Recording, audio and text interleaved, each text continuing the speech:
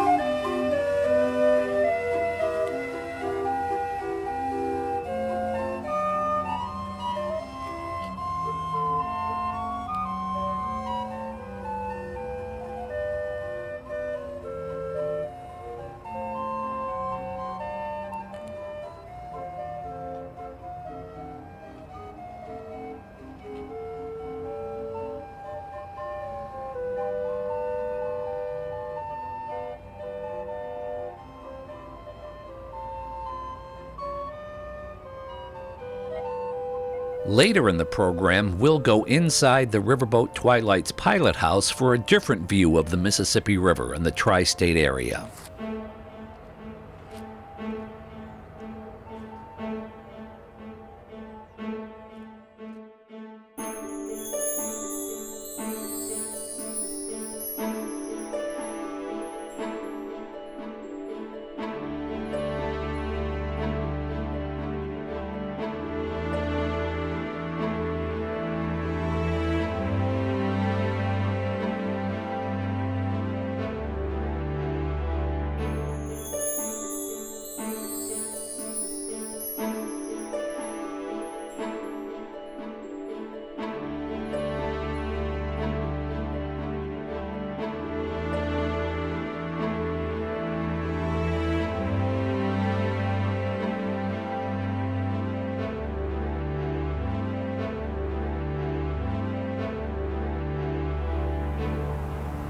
Shooting video with the camera that turns in a 360-degree circle presents some challenges. It can be hard for the cameraman to hide. There will be multiple times in this program when your producer is in the shot, sometimes with his leased camera assistant. Sometimes he'll be peeking out from behind a bush or a tree or a building, checking to see if the camera is still turning. Other times he'll be sitting somewhere in view, often with the red backpack he used to hold different pieces of equipment, trying to blend into the scene. Shooting video in wintertime brings additional hazards.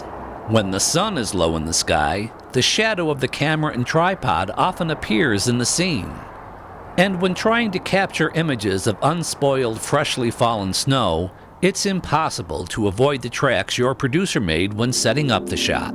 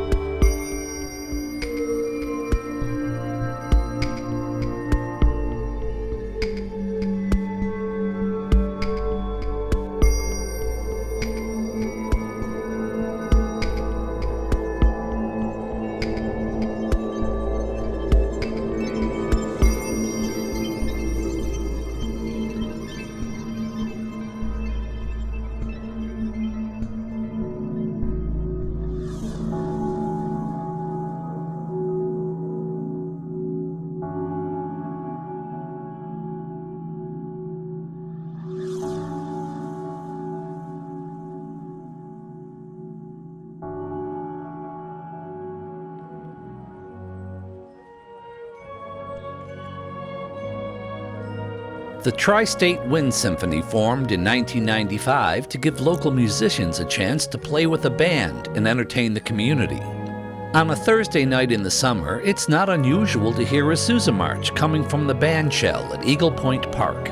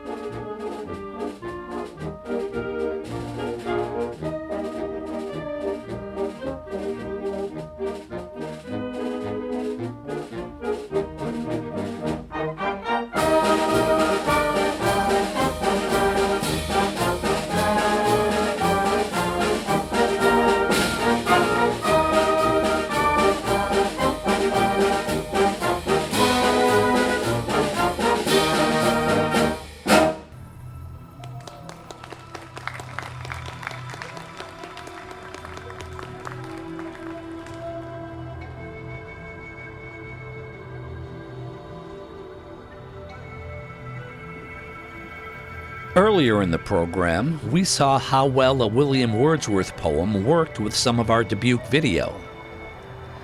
It got your producer to wondering, are there any poems about Dubuque?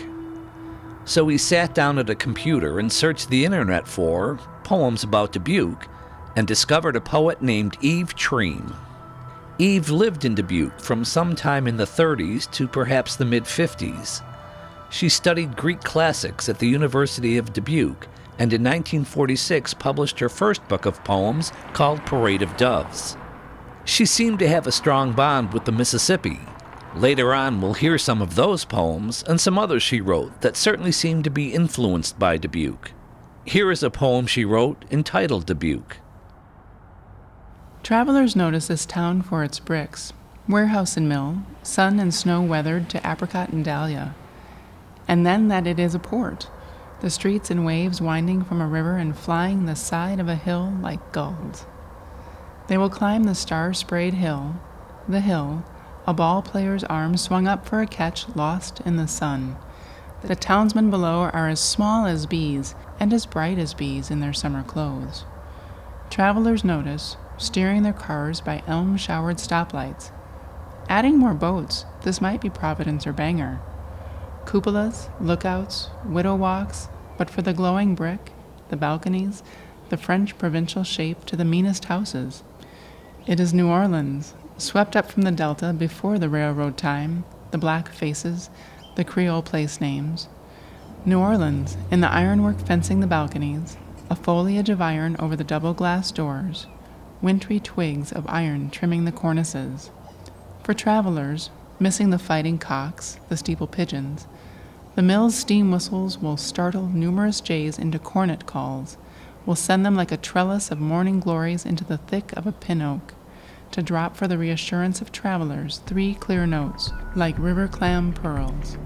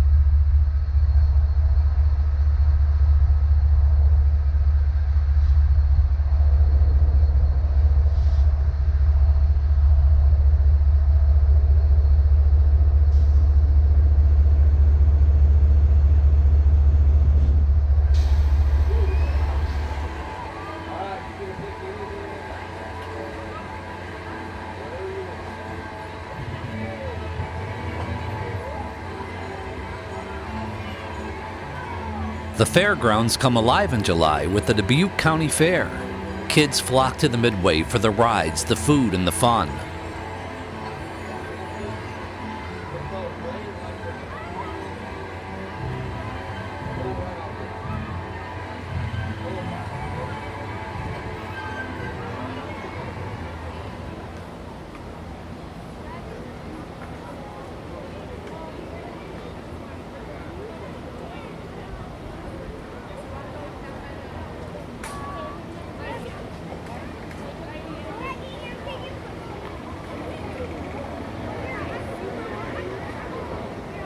The fair also has lots of livestock on display.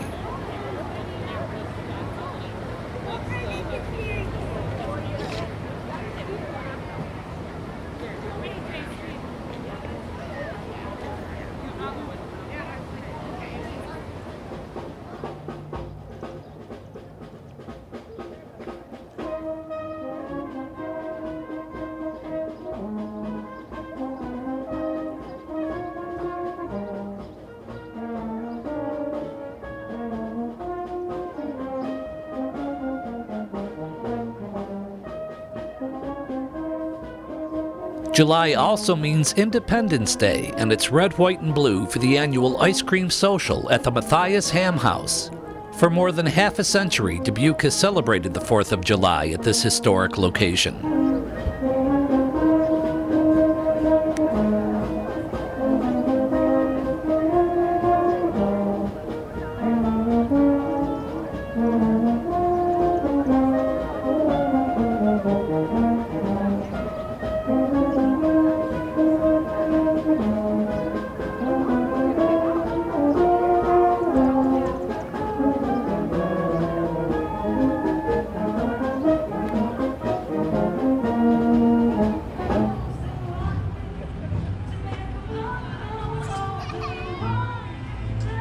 Saturday mornings from May through October means farmers market around Dubuque's historic City Hall.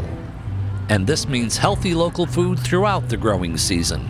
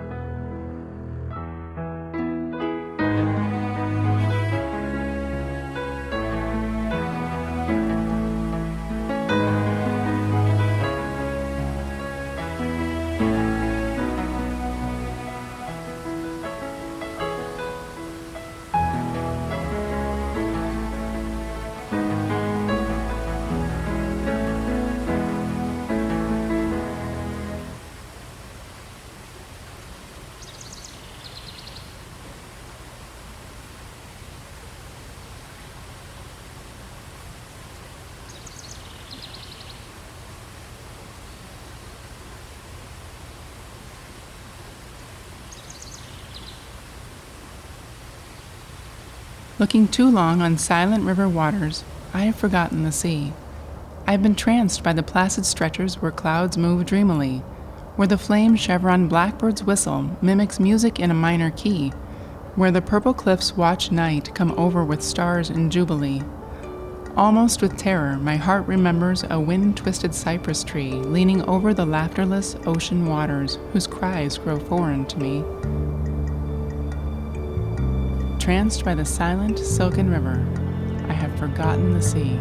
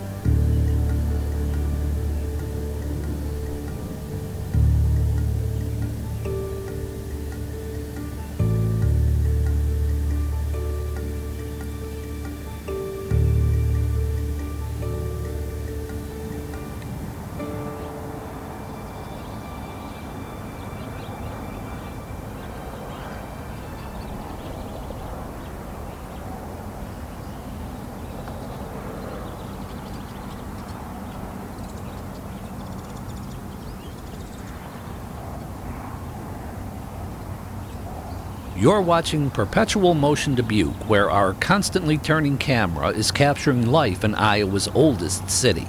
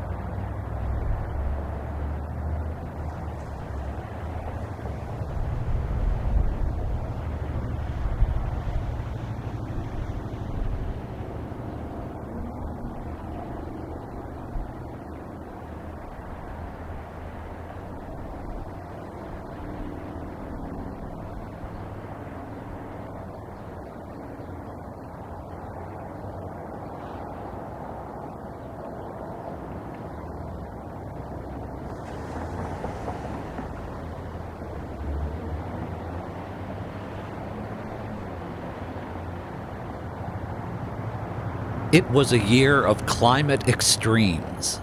Winter saw bitterly cold weather. Summer sweltered. The Mississippi River was in flood stage early, and high water lasted for months. There was snow in late April and snow before Halloween. Stormy weather.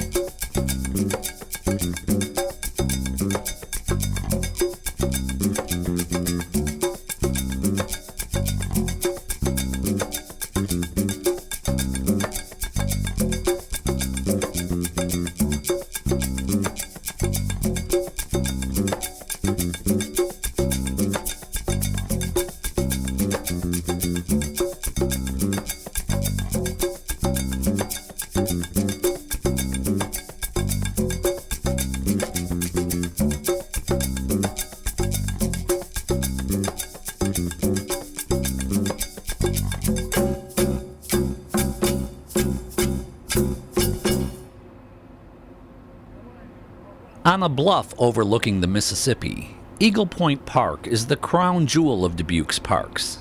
It's a very special place. Many of the park buildings were designed in the 1930s by landscape architect Alfred Caldwell. While we look at some of the park views, let's listen to a portion of a CityChannel Dubuque program entitled The Architect of Eagle Point Park. In it, you'll hear local architect and Eagle Point historian Steve Alstead talk about Caldwell's time here in Dubuque. And you'll hear from Alfred Caldwell himself. He returned to Dubuque in 1991 to visit the park one last time. Alfred Caldwell was born in 1903. He was the third of 6 children, and he was born in St. Louis, and when he was a tiny baby, they moved to Chicago.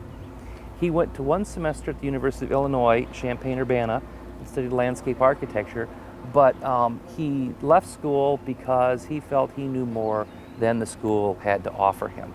And in 1923, at 20 years old, he married Getta, and Virginia was her real name, and that was the love of his life, and they remained married until passing. In 1923, he went into a design business in Chicago with George Donahue, who was an engineer, and George becomes quite involved later on in his life as we come back. In 1924, he began work with Jens Jensen, a Danish-born landscape architect who was the premier landscape architect of his time, working out of Chicago.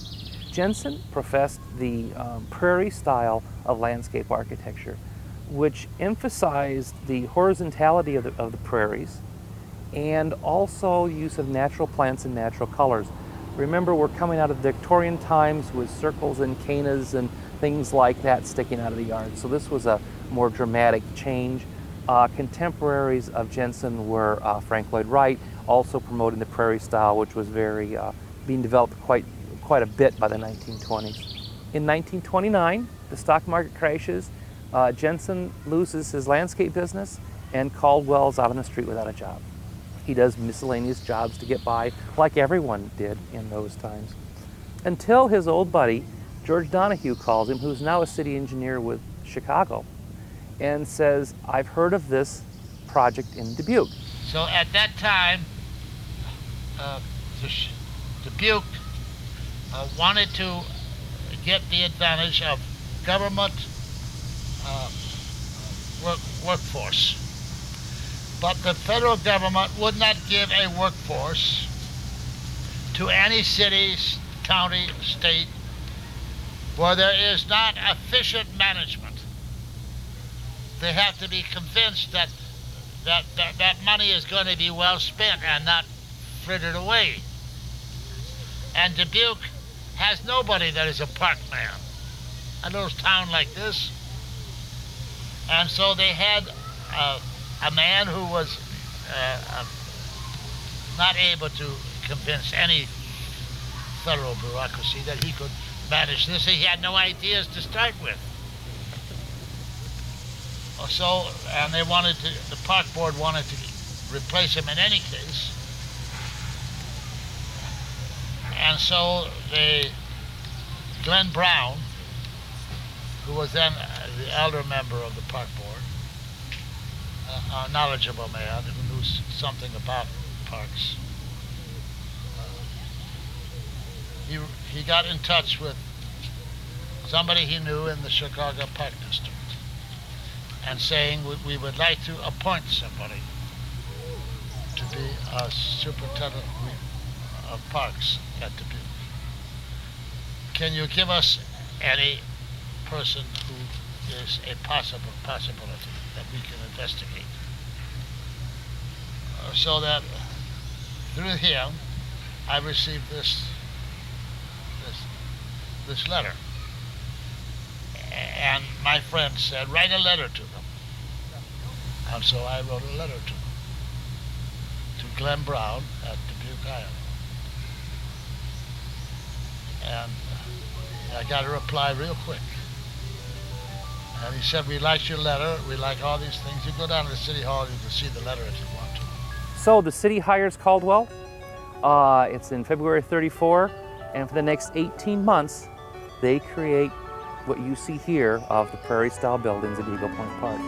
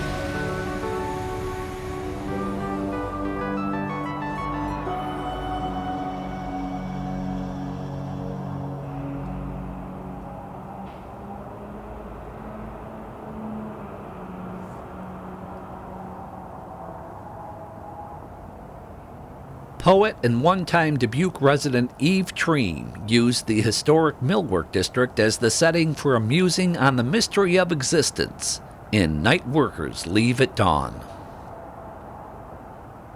Leaving mills that house a nightmare boulevard and lint and resined river, they behold a sky in rose. Within, a risen day and dusty noon, night never. They wince in electric suns, acid smells, engined bray. But this summered morning, watch that bird among twigs, prickly with swelled bud, how new and silk he is to touch. So young, he feels no omen grief, feather loss, hawk talon terror, a new reader of the riddle of being, his beginning, safe. Never number this day among losses, lest hopelessly they hear a newcomer recite the riddle terms above the moving grasses. He flies on a screech of sorrow. Work continues from dark to dark. The riddle remains. The darkened men reserve its reading for tomorrow.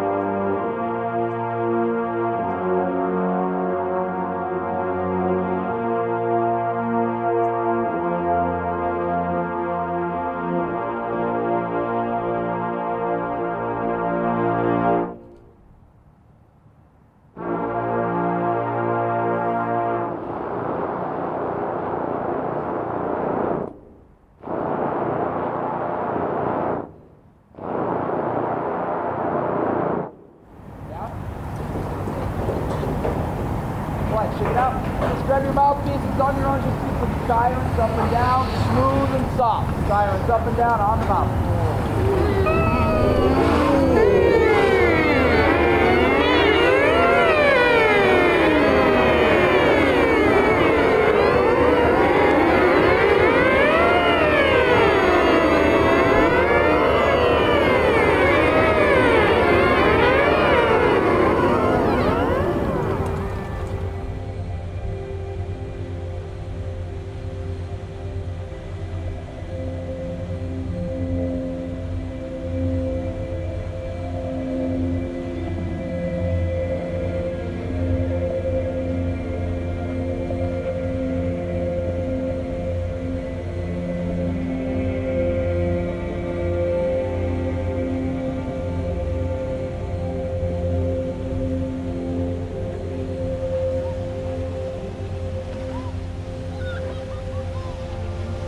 Dubuque native and inductee in the National Rivers Hall of Fame, Dr. William Peterson penned many books and articles on the Mississippi River.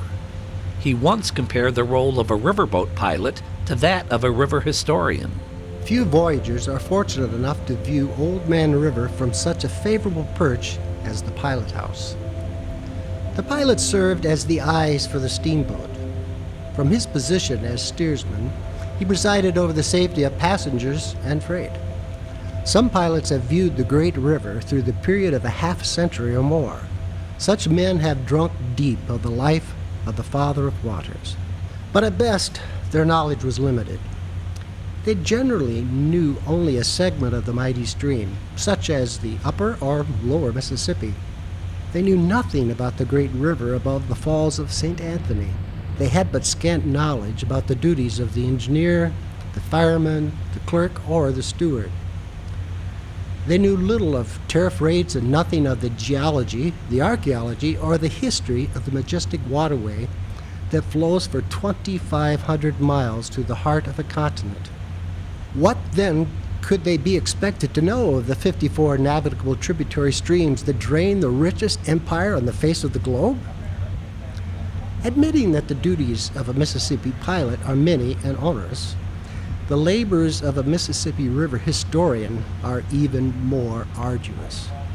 In the first place, he must be familiar with the works of every traveler from the Spanish conquistadors to the present. This material is not restricted to books of travel alone. Rich and frequently untapped sources are found in the myriad government documents that have been published, in the contemporary magazines and periodicals, in the various learned historical journals of the Mississippi Valley, in the scattered manuscript collections, and in the scores of yellowed newspaper files of yesteryears. These are his eyewitnesses, from whom he endeavors to extract and retell the story.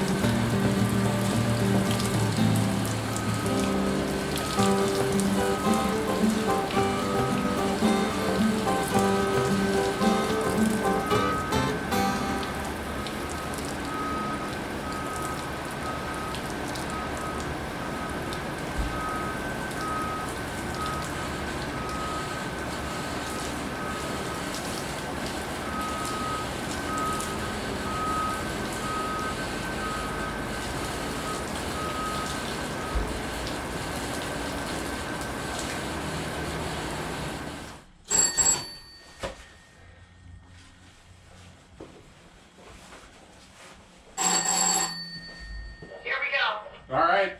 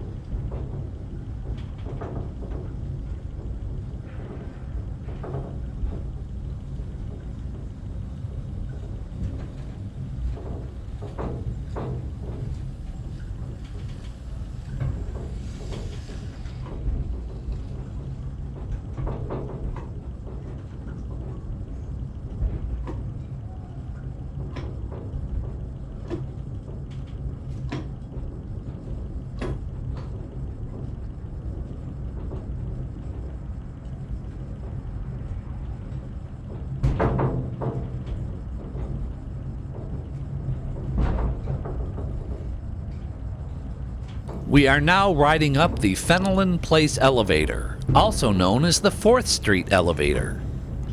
According to Encyclopedia Dubuque, this is the steepest and shortest railway in the United States.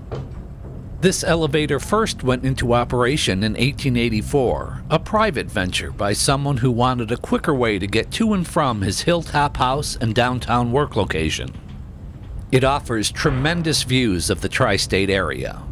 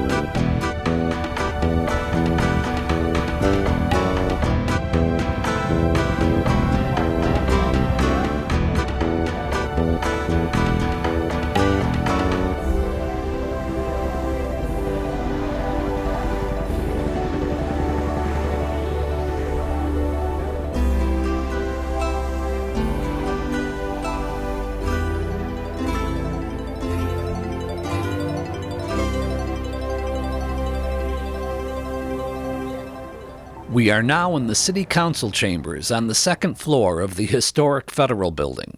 This is where the city conducts its official business, where proclamations, public hearings, resolutions, and ordinances are considered and acted upon. Originally, this was the old federal courtroom. After the city acquired the building, this room underwent extensive renovation in order to hold and televise council meetings. The first meeting in this room occurred on September 17, 2007. Behind the council chambers are two jury rooms. One of them has become the control room for producing the meeting telecasts. It's also a small studio where programs are recorded for air on the city's cable channel. Your producer is now at the controls for a city council meeting. There are 7 remote-controlled cameras and 12 microphones to capture the action. The video is sent via fiber optic cable to City Hall Annex, where it then is routed to the cable company and to the city's website.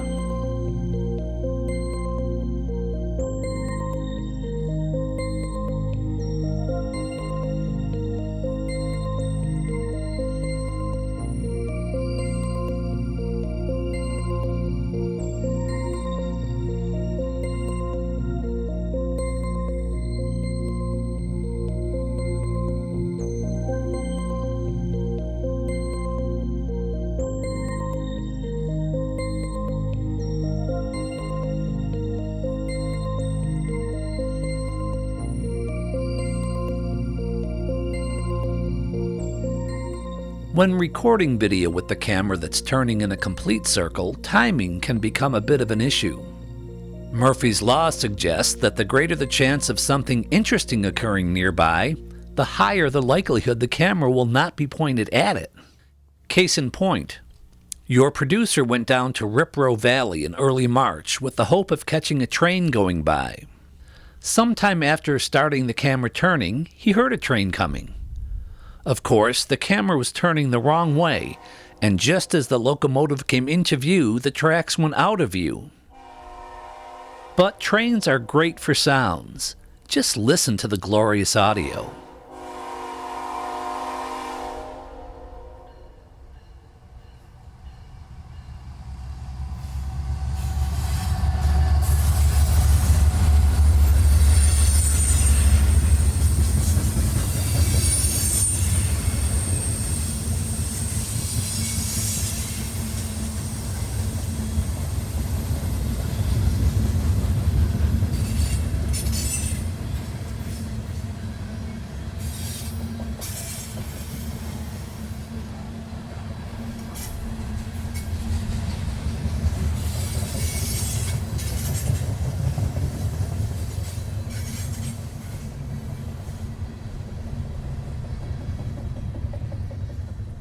As it happened, it was a short train, and by the time the camera got back to the tracks, the train was gone.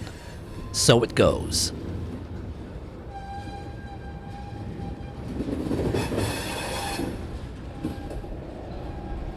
Your producer went back to the same location a couple of weeks later to see if he would have better luck.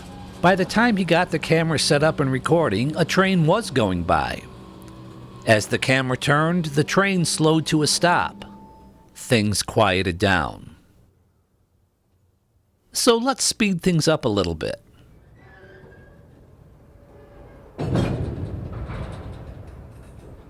Now, your producer knows that when trains start moving, they make quite a bit of noise as the couplers on the ends of each train car grab each other. Let's listen. See if you can tell when the train starts up.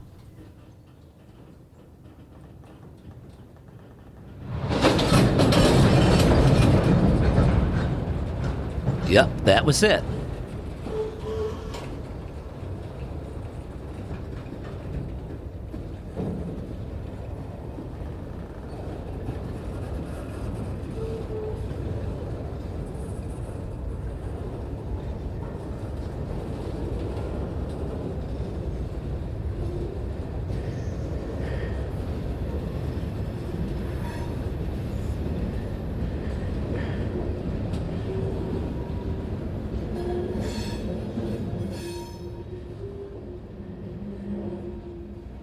Well, the train is moving, the camera's turning, and we're capturing it all for this program. Still ahead, we'll learn what the train symbolized for American poet Walt Whitman, and there will be more trains and good train sounds. Now, however, we'll hear again from poet and one-time Dubuque resident Eve Triem and her poem entitled River in Autumn. I thought how autumn gilt would glow upon the groves, and how the cliff would slowly redden the beach below, and leaf quilts of bronze and buff prepare the mind for snow. Joyfully I build the scene, the river streaked with circus hues, hoops of crimson turned on green. I fancy boats like painted shoes. And wave by wave the gleam of water like red birds in flocking scatter. Reality, marooned in mist, a coal barge groans, bringing warmth.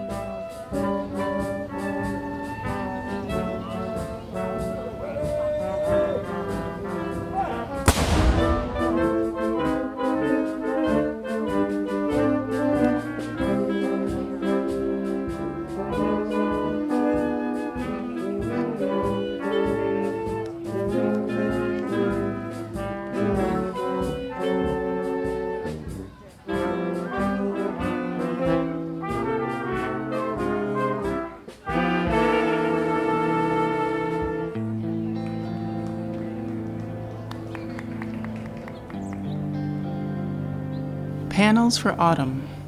1. So soon, while half October shimmers bronze and brown underneath the red, the young trees in the garden shed their bright pretenses and stand against the moon. 2. Leaves crackle, leaves everywhere, vermilion on the bough and wrinkled underfoot, stripped branches spread their crow wings on the air, gnarled black lute creaking the hill winds like a hungry grackle. 3. This, enigma of autumn, painted fiesta, the trees, and death lying on the ground, the thrushes gone south, the wild ducks making triangles, and by degrees the harvest-sounded horn dwindles to the snow's hiss.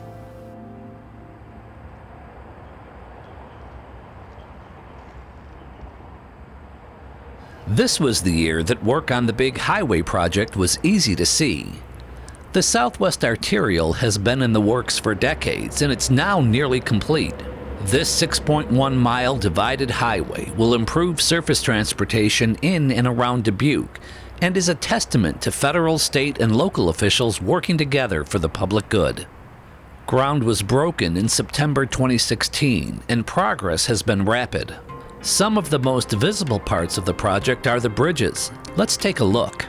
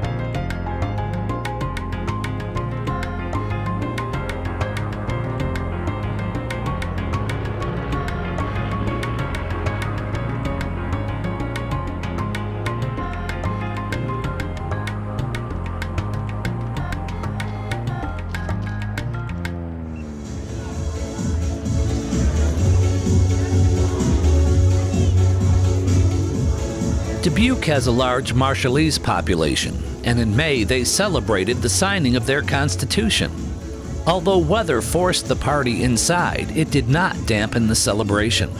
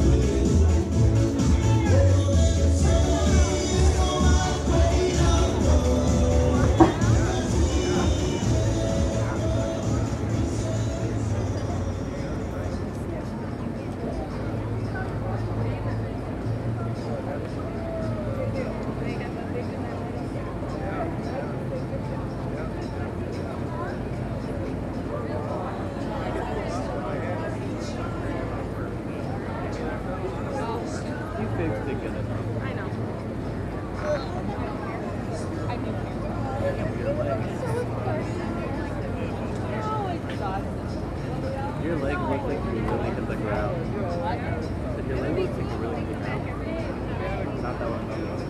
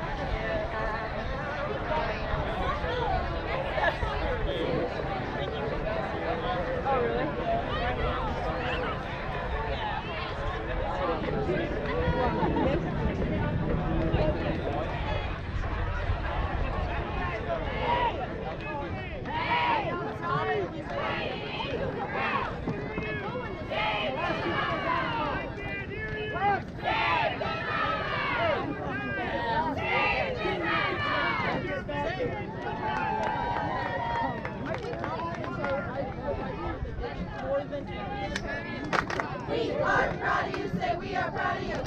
We are proud of you, say we are proud of you. We are proud of you, say we are proud of you. We are proud of you, say we are proud of you. We are proud of you, say we are proud of you.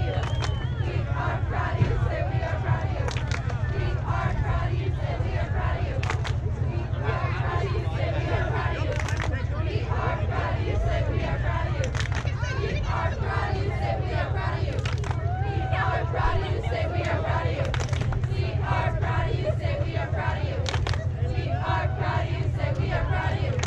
We are proud of you, say we are proud of you.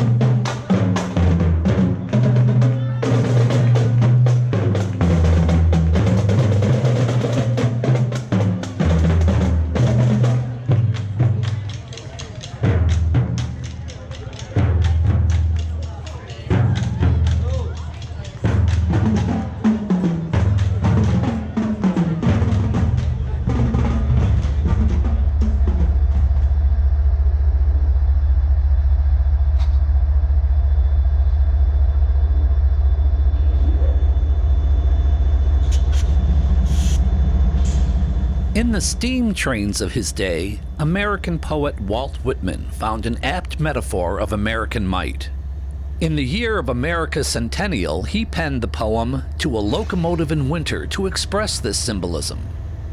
When your producer stumbled upon this poem, he thought it would be a suitable accompaniment to the video of a train crossing the Mississippi in January. But first, Whitman's language from 1876 sent your producer to a dictionary. In the poem, you'll hear the word panoply, which means a complete or impressive collection of things, a splendid display, or a suit of armor. The poem's first line uses a word which looks familiar, but wasn't. The word, pronounced recitative in England, or recitative in America, means a musical declamation of the kind usual in the narrative or dialogue parts of opera and oratorio, sung in the rhythm of ordinary speech with many words on the same note. Let's listen to this poem, and your producer will start it off. Thee for my recitative. Thee in the driving storm, even as now the snow, the winter day declining. Thee in thy panoply, thy measured dual throbbing and thy beat convulsive. Thy black cylindric body, golden brass and silvery steel. Thy ponderous sidebars, parallel and connecting rods, gyrating, shuttling at thy sides. Thy metrical, now swelling pant and roar, now tapering in the distance. Thy great protruding headlight fixed in front. Thy long, pale, floating vapor pennants, tinged with delicate purple. The dense and murky clouds outbelching from thy smokestack. Thy knitted frame, thy springs and valves, the tremulous twinkle of thy wheels, thy train of cars behind, obedient, merrily following, through gale or calm, now swift, now slack, yet steadily careering. Type of the modern, emblem of motion and power, pulse of the continent. For once come serve the muse and merge in verse, even as here I see thee, with storm and buffeting gusts of wind and falling snow. By day, thy warning, ringing bell to sound its notes. By night, thy silent signal lamps to swing.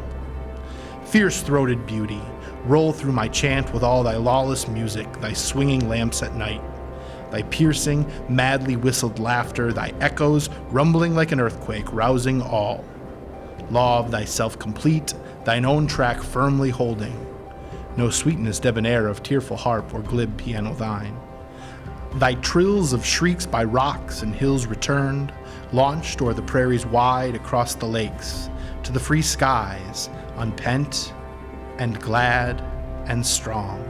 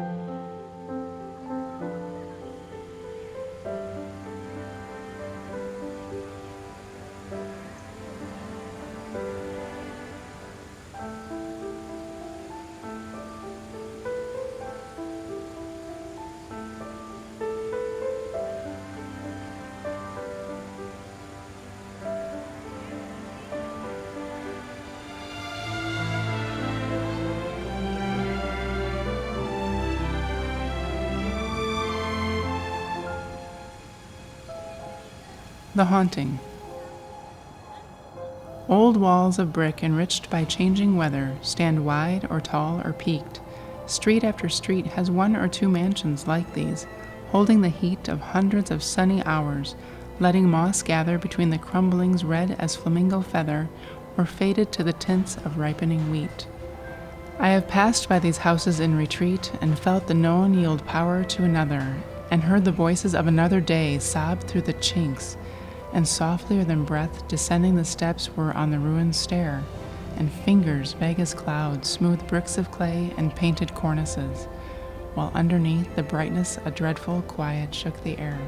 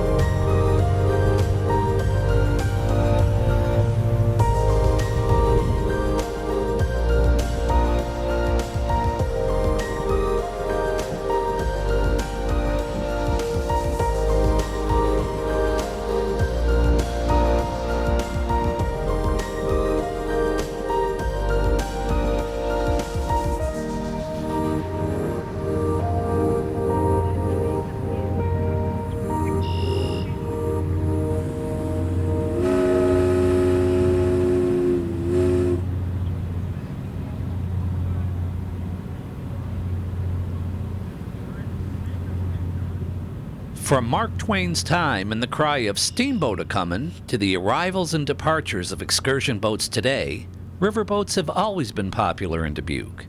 Now, local river historian Steamboat Bill Peterson describes an outing that stopped in Dubuque more than 150 years ago. Steamboat excursions on the upper Mississippi were among the most popular of Iowa pastimes.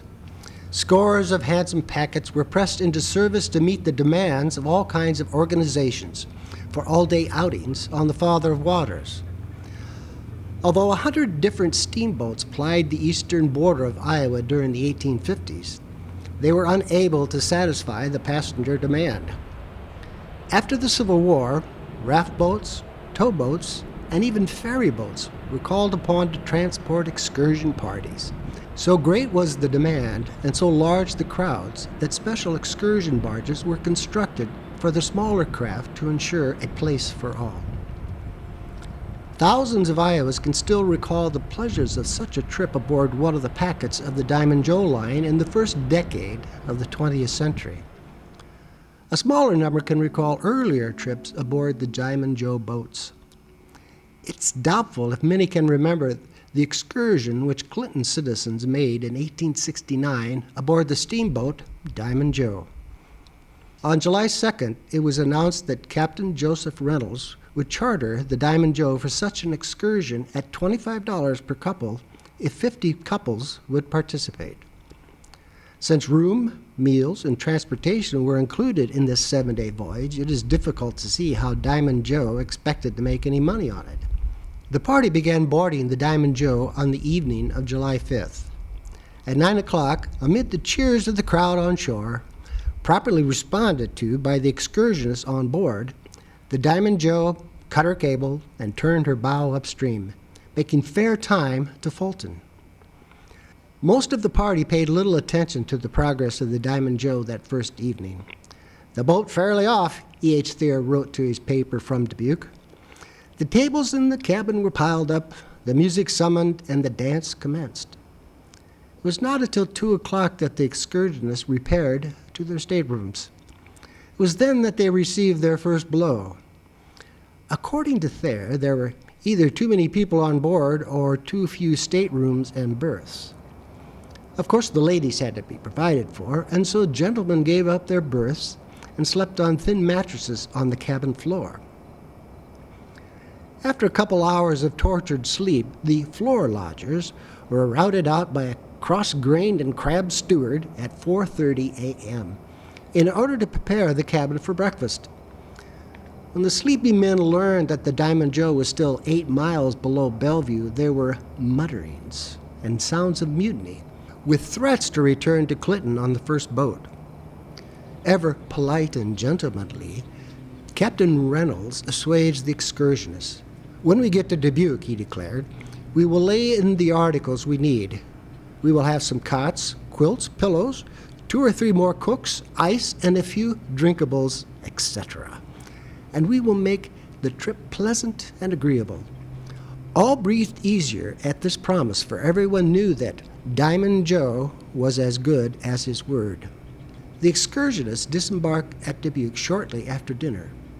Some rode in the streetcars, many crowded the walks. All expressed themselves well pleased with Dubuque, especially the bakeries and the confectionaries. From Dubuque, the improvements promised by the captain were carried out to the letter, E.H. Thayer recorded.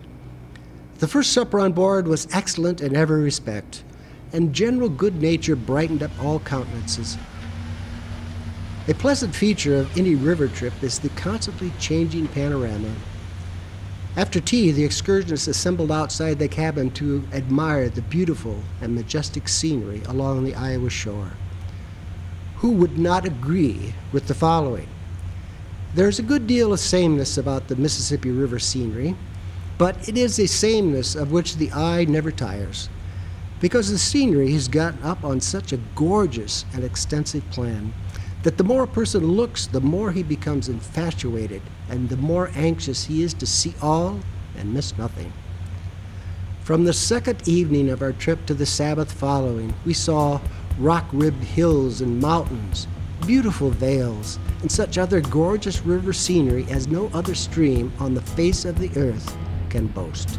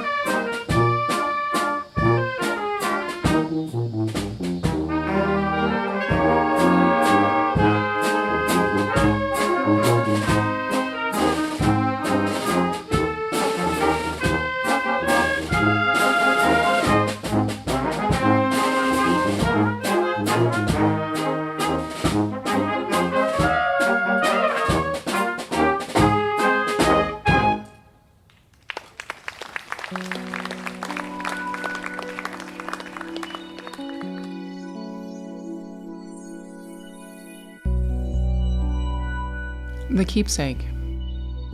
I shall carry away, O wild Mississippi, folded and blended deep in my blood, your beauty under hyacinth cloud, your coming like drums swollen with spring, your flowing of silence beneath summer's wing of pale, clear azure, your morning of isles lush with wild willows and rain-scented files, your noon-burning billows, your ribbons of light, your somber blue lakes, the blackbird's clear pipe in sedges and brakes.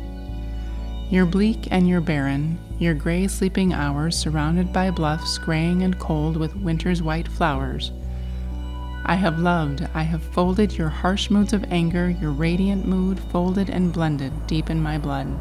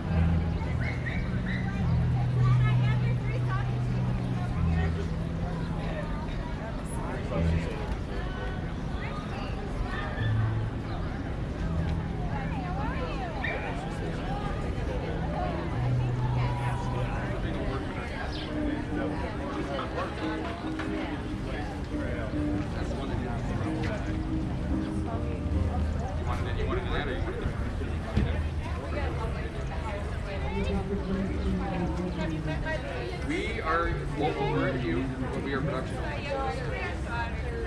We are small, but It's okay. it's gonna be a little party, but that's gonna be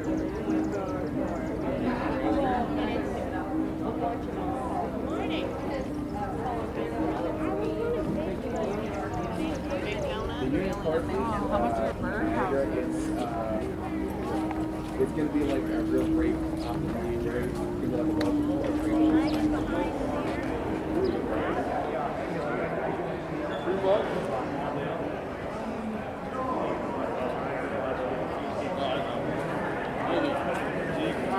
Carla!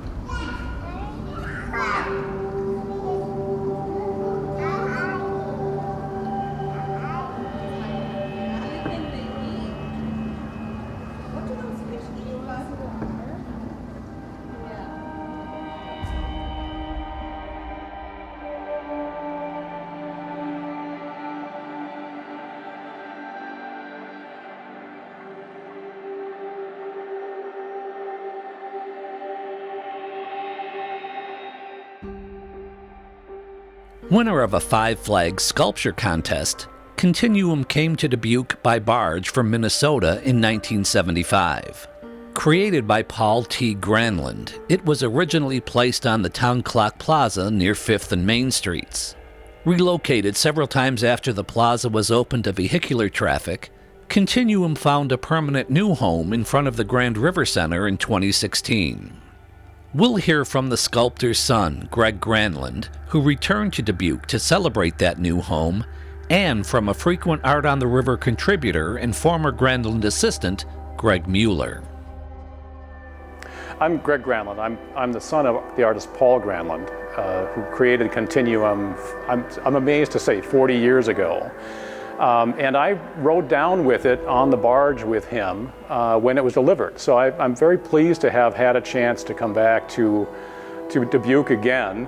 One of Paul's really great pleasures of this particular piece was the connections it made from one river town to another river town, and another river town, and yet another river town on its way down here. I came to know Paul as one of his studio assistants back in the 90s, and ended up what I thought would be a year, and ended up staying for 5 years working for him and really learning how to make sculpture. And I guess the other intangibles, just learning about geometry and philosophy and religion, and he was a World War II vet, so it was kind of a mentor of sorts as well. So really a great almost second degree in art school, so to speak. In a way, it's untypical for his work in that it does not include figurative pieces, but the core element of it, the boxes and the triangular prisms that stick out of them, became a common element of many of his pieces from this point forward. It's really interesting because it's a box. It's not just like with the top sliced off and opened with a hinge. It's a box where each of the sides is cut by a diagonal, and the whole box opens and rotates, making a square become the triangle as it comes out. Yeah, the bulk of the pieces I worked on with Paul were figurative, but he always referred to the figure as geometric too, and that interplay between geometry and the figure and angularity in geometry was also paralleled in the way the human figure moves, through dance and through kind of spiritual uplifting. So yeah, he tended more towards the figures, but I think he would say that this abstract piece dances just like his figures do. Well, Continuum was the result of a sculptural competition. So there was the call for entries, there were models submitted, in fact, by multiple artists, and a final vote by the local population here. When we delivered it, actually, there seemed to have been a reversal of opinion in those early days. And I think a little bit like anyone gets with something expensive, a little bit of buyer's remorse, and there may have been some confusion as to which parts of it were really meant for this location. I think any piece of art people need to live with. Yeah, it's always a challenge in public art is what you present and how the public understands it or tries to maybe have to do a little bit of research can be part of their homework too, to kind of understand the ideas behind a piece. And I think once people do the research and understand it and appreciate it, they take ownership of it and identify it for their city the way Dubuque has.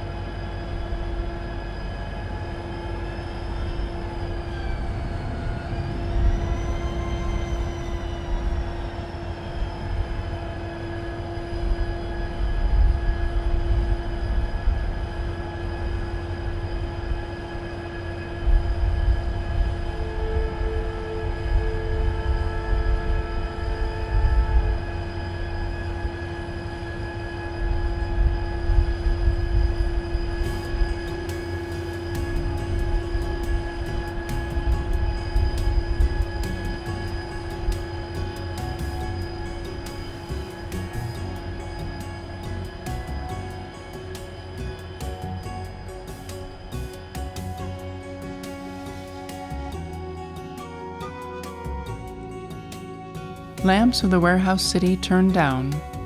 Only a bridge chain glimmering over Cobalt Bend and ice-flecked river hints outline of the dulling town.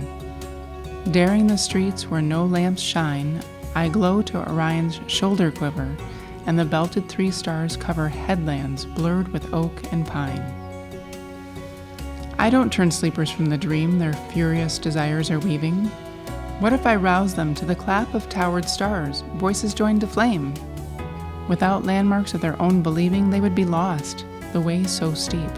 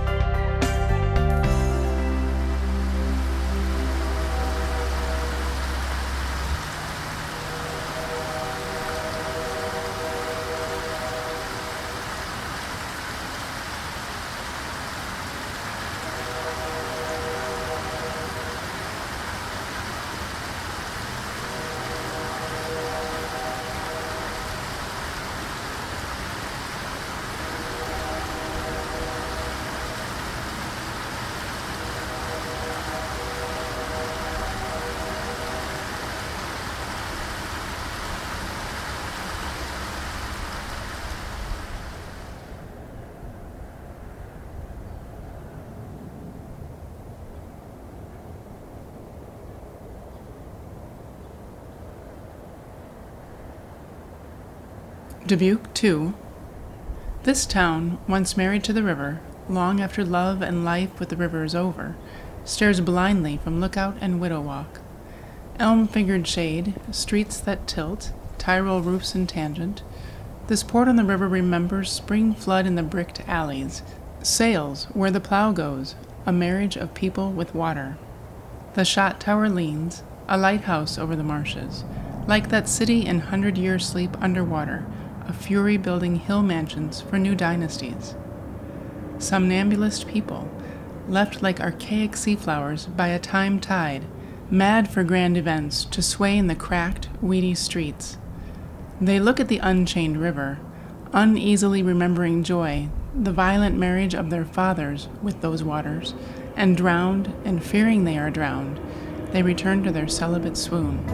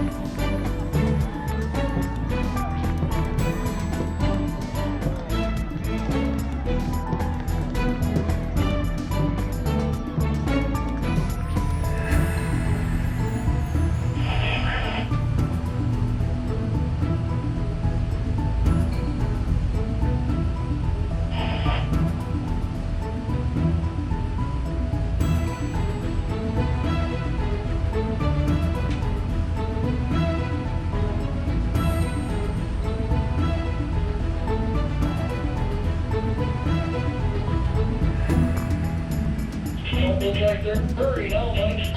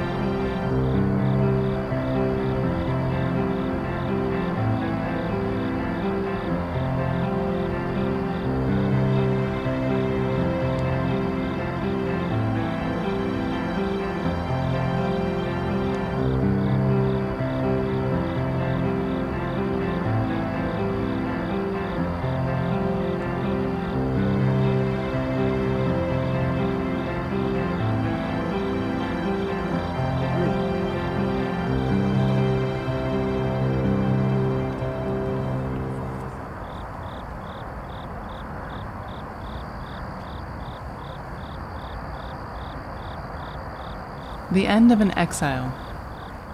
For a last look, you have climbed a hill, high among the hills along the river, like a carving of seated women drowsing over jars of oil. The town silhouette of ruined cupolas glows with the butter yellow of bushes, comes out of the soot of a chimney noon to borrow crimson for alleys, the wine splash of Virginia vines. From steeples like sticks, tones as tart as quince call back the heaped up, the forsaken days. The mill stacks are rose and red like hollyhocks. In the hill ravines, the pepper smell of fallen walnuts under falling leaves mingles with your thoughts. You will leave your burdens here, like broken shoes. But remember a street in the Lyre of Vega you wandered for, the tufted titmouse calls. You remember the known birds by their autumn song, and how the birds flew, changing their colors like an emblem for the ways of water, and you cry farewell, and the hills return the tolling cry.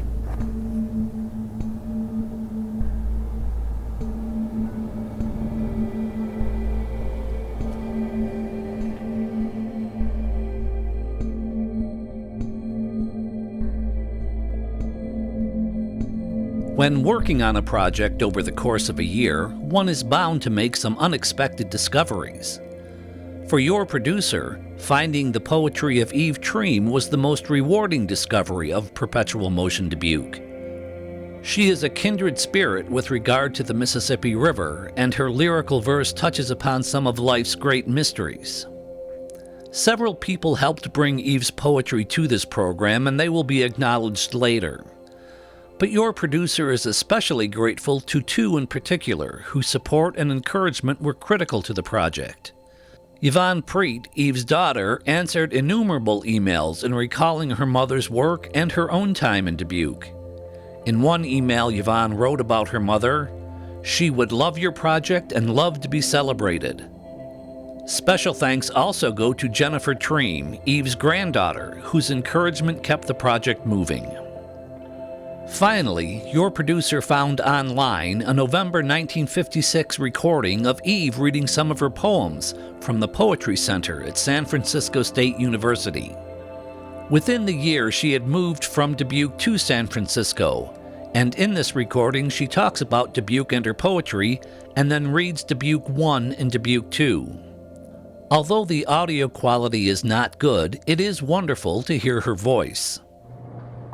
I was a young San Franciscan with a husband and 2 babies in New York, and life was very rich from all points of view, and a storm of destiny blew me against the Mississippi bluffs and the bricks of Dubuque.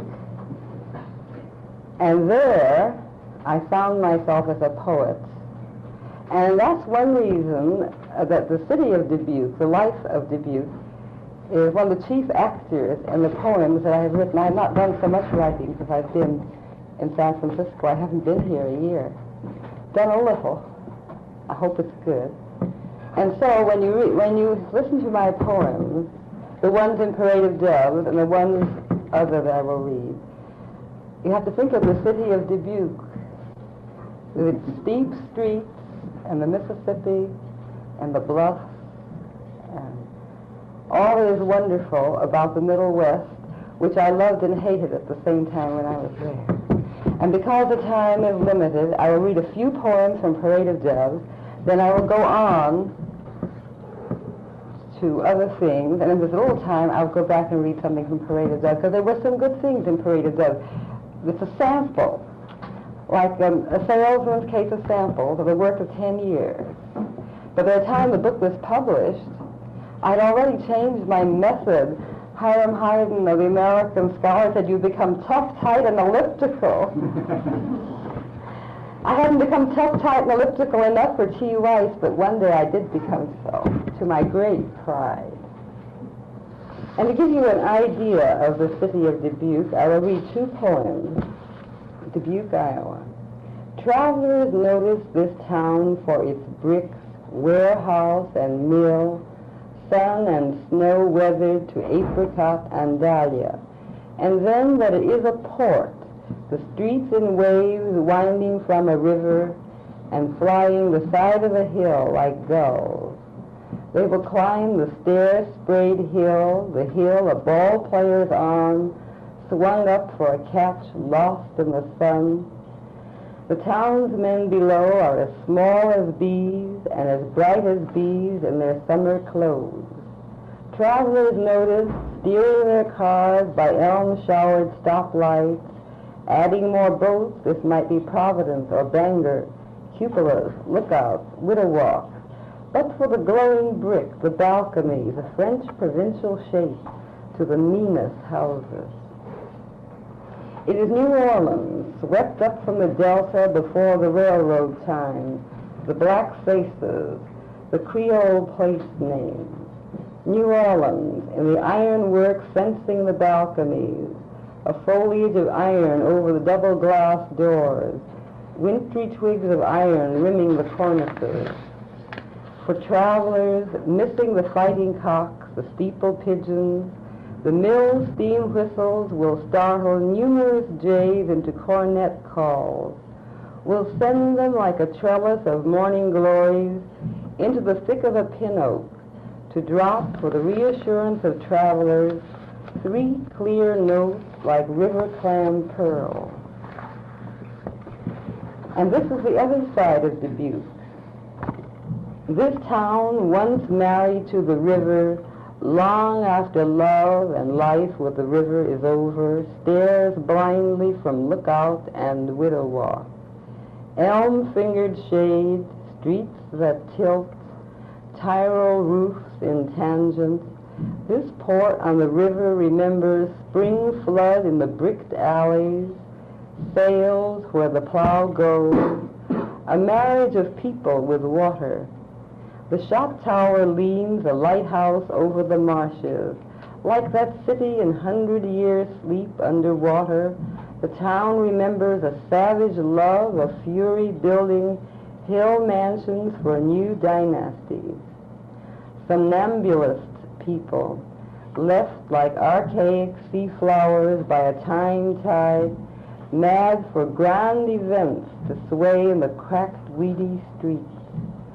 They look at the unchained river, uneasily remembering joy, the violent marriage of their fathers with those waters, and drowned, and fearing they are drowned, they return to their celibate swoon.